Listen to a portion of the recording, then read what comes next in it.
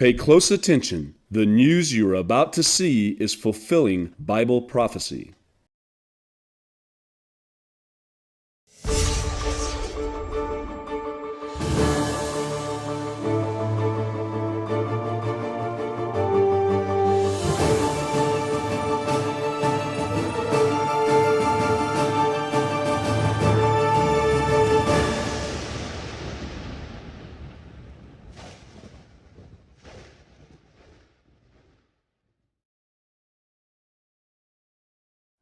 Welcome to another edition of YPN News, bringing you news as it relates to Bible prophecy and foretold by Yisro Hawkins.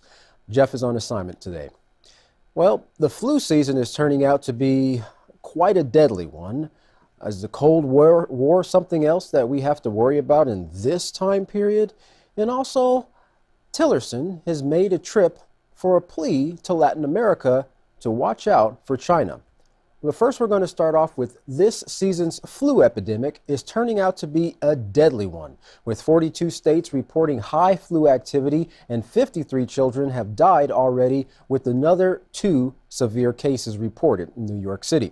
Now, many are wondering if they've had the flu already, if they should still get the flu shot. Almost 15,000 people have been hospitalized so far as the result of the flu. Now, some hospitals have had to double up beds and rooms just to keep up with the volume of patients being hospitalized. Well, as we mentioned earlier, 53 children have died as a result of the flu, and now another little girl, 7-year-old Savannah Jessie of Indiana, has been diagnosed with not only the flu, but strep throat and scarlet fever. Well, her mother said after they left the hospital and took her home, they put her in bed and found her the next morning, probably unresponsive. Well, doctors say the flu season usually lasts to Easter, but they suspect that it could go into May this year. So just how safe are those flu vaccines that the doctors are always encouraging everyone to get? Well, one popular vaccine drug, Tamiflu, has a family mourning the loss of their son, but not because of the flu, but one of the side effects of the drug. The mother of 16-year-old Charlie Harp said, had she known that this would have been an issue, she would have never given it to him. Charlie, described as an energetic teen on his high school's football team, committed suicide as an extreme side effect of the drug Tamiflu, his mother believes. The manufacturer's warning label does say that pediatric patients may be at an increased risk of confusion or abnormal behavior. Dr. Tina Chan, a pediatrician at Lurie Children's Hospital, said that there are side effects with anything. Well, Tamiflu said in a statement, neuropsychiatric events have been reported during administration of Tamiflu in patients with influenza, especially in children and adolescents. Well, these events are also experienced by patients with influenza without Tamiflu administration. Well, scientists have recently quantified the number of viruses circling the Earth. Curtis Suttle, a virologist with the University of Columbia, British Columbia, one of the senior authors of a paper in the International Society for Microbial Ecology journal, said, every day more than 800 million viruses are deposited per square meter above the planetary boundary layer. Wow. The bacteria and viruses are swept up from particles from soil dust and sea spray before most of it returns to Earth in the form of rain and even more by Saharan desert storms. Well, U.S. Secretary of State Rex Tillerson went on a 5-nation South America tour in hopes of convincing the Latin American countries that America first, and that statement includes South America also. And Venezuela, one of the last Latin American countries thought to welcome the U.S.'s ideologies, the U.S. is threatening to place sanctions on Venezuela's oil. Well, last week in a statement, Tillerson said that President Maduro could be toppled by his own military, something Maduro said sounded like imperialism. Well, Tillerson also described other Latin American countries as imperialistic powers before his trip, but in a recent speech, he said how China is getting a foothold in Latin America and using economic statecraft to pull the region into its orbit. Well, Latin America does not need new imperial powers, which seek only to benefit its own people, he said. Well, he said the U.S. stands in contrast, not seeking short-term deals with lopsided returns.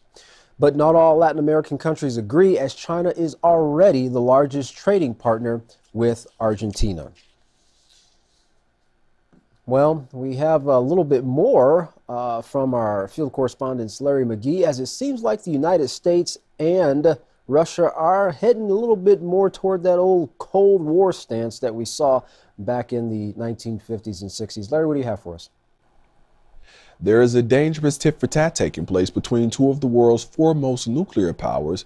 America is reportedly planning to position low-yield nuclear weapons in an alleged bid to pressure Moscow into respecting the terms of the Intermediate-Range Nuclear Forces Treaty signed between the two nations in 1987. The U.S. has leveled accusations that Russia is developing a new cruise missile that disrespects the treaty, a charge which Moscow has so far denied. Despite that, the Pentagon recently released an updated nuclear strategy review, which reportedly details plans to overhaul the U.S.'s nuclear arsenal to confront what the Pentagon has labeled as threats coming from North Korea, Iran, China, and of course, its chief competitor, Russia. The rush to world war seems to be more obvious today than in any other time period in history. The Secretary of Defense is calling on Congress to approve a military budget of $700 billion for 2018, with an eye towards a further increase to $716 billion for 2019. Secretary Mathis delivered the appeal before the U.S.'s Armed Services Committee, where the officials cited China and Russia updating their nuclear capabilities as a threat to American security. Though the U.S.'s allegations concerning the two nations might indeed be true, analysts believe it is a proverbial case of the pot calling the kettle black, since the U.S. itself recently updated its nuclear doctrine to allow for preemptive nuclear strikes against North Korea, China, and Russia under certain circumstances. The current administration is calling for the increase, despite the fact that the U.S. has the largest military budget in the world, larger than the top 8 other nations combined. The combination of the U.S. and Turkey is definitely not what it used to be. Tensions between the two strained allies continues to increase, with President Erdogan recently accusing America of plotting against his country. The escalation between the NATO members ignited after the U.S. announced its plans to build a border force in Syria that would include Turkey's bitter enemies, the Kurds. And in response, Ankara has launched an operation of its own dubbed Olive Branch, through which it intends to confront the U.S. Kurdish coalition. With that in mind, the Turkish government is pushing its offensive from Afrin in northern Syria to Manbij in the country's northeast, where U.S. forces are stationed with Kurdish militia. Turkey has demanded that the U.S. abandon the Kurds as they move towards the city for war, but America has refused. Analysts say this is a perfect example of what's driving Turkey's hostility. America is increasingly being seen as the protector of the Kurds throughout the region, and the Kurds are a group of people that Turkey is determined to destroy. The CIA has taken due note of China's determined efforts towards world dominion. The director of the intelligence agency sat down with reporters this week to provide insight on the current state of relations between Washington and Beijing.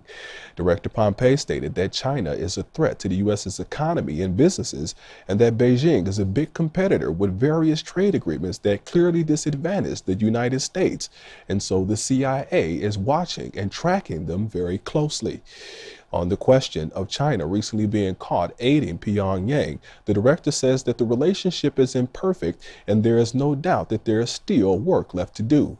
Nonetheless, the official says the U.S. is urging all countries to participate because if North Korea acquires a long-range capability, if you draw the circle, it's not just the United States that is at risk. It takes fuel, however, to conduct the test that the DPRK has been performing. And so another obvious question is whether or not Russia and China are helping Pyong Yang to acquire that fuel. To that, the director says that America is doing its best to ensure that the UN restrictions are in place and enforced, and there is a lot of American activity working to make that a reality. With everything that is taking place, questions are beginning to surface as to whether or not our reality has changed and if we have entered a new age arms race. John Tit-for-tat, a geopolitical strategist with Trilogy Advisors, says he doesn't consider it one. For some onlookers, the latest move by the U.S. with regard to low-yield nukes, for example, was simply more of the strategy characteristic of the ideology of peace by force, where a nation seeks to firmly establish its ability to retaliate hard against any attack, to discourage any nation from coming against it in an attack. Mr. Tit-for-tat does believe that the U.S.'s latest moves are tied in with recent moves by Moscow and China with regard to their armies and weapons, particularly China, who has a lot more money to spend and global ambitions. The current administration's intentions to confront those efforts will require big bags of money, and on that point, Mr. Tit-for-tat also agrees, saying nothing moves in Washington without money. For YPN News, I'm Larry McGee. Katan, back to you. Well, so smaller nuclear weapons instead of eliminating nuclear weapons. Well, that doesn't solve any of those problems.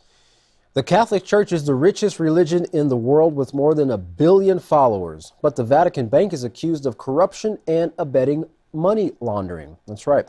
While the Pope is trying to clean up the money situation, there are calls for the bank to clean up and prosecute its criminal cases. So just how much money does the Catholic Church keep?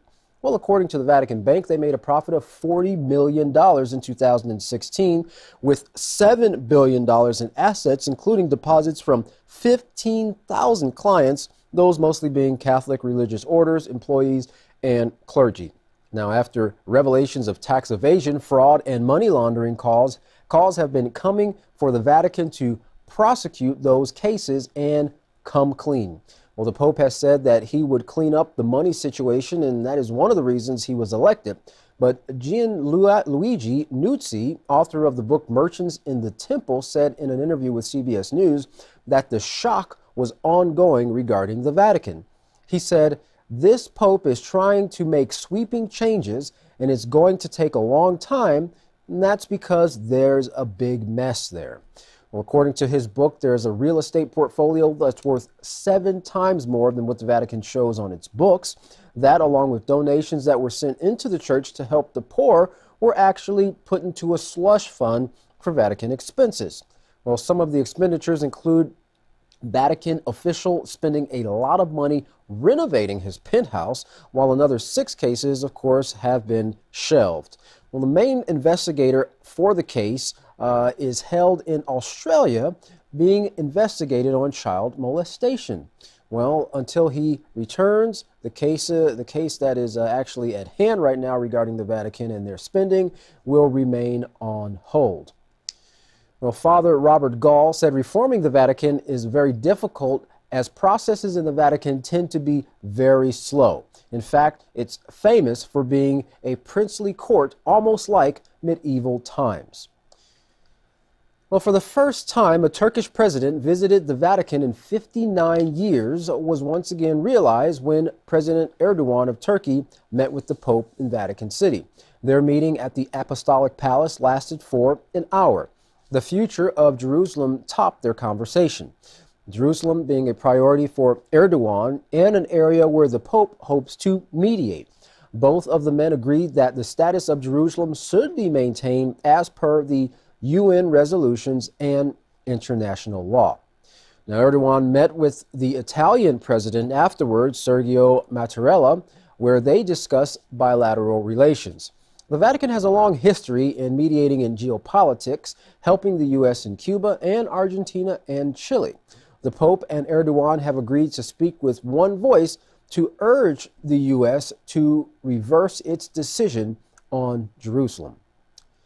And lastly, with an increase in opioid addiction and overdoses, doctors are scratching their heads as to how to stem off this growing epidemic. Now, you may be thinking prevention through education, but not quite. California lawmakers are considering a safe house where drug users could safely inject and use hard drugs under a doctor's supervision. The state would be the first in the nation where addicts could use illegal drugs under a doctor's supervision. The idea is modeled after a site in Vancouver. Drug groups are promoting it as a solution, and it has the attention of lawmakers as a result. Now, the site in Vancouver claims to have prevented 6,400 overdoses, and they also have gotten 4,500 plus people into treatment centers in the last 13 years. Critics call it a deadly idea, while advocates say that treatment is not enough. We need to try a new type of intervention because what we've been doing is not working. And that's true with most of the ideas in society, from drug use to relations between nations leading to eventually all-out nuclear war. What they have been doing has not been working. But if you are looking for a solution that will work, you might want to try the peaceful solution, and you might want to contact the House of Yahweh. And when you do, don't forget to request your free copy of the Prophetic Word and the monthly newsletter. Here's how. To contact the House of Yahweh, you can write them at the House of Yahweh, P.O. Box 2498, Abilene, Texas 79604. You can also call them at 1-800-613-9494 or visit them on any of their websites by going to yahweh.com, yisraelhawkins.com, and yahwehsbranch.com. You can also visit our website by going to ypnnews.com. You can also email the House of Yahweh by going to info@yahweh.com. And for all calls outside the United States, please dial the number on your screen. And don't forget the best resource to studying the Holy Scriptures that you can find online. They are also free. The Israel Says and Ask Israel programs. You can find those by going to yisraelsays.com and askyisrael.com. Well, don't go anywhere. Up next, another great and inspiring message by Yisrael Hawkins.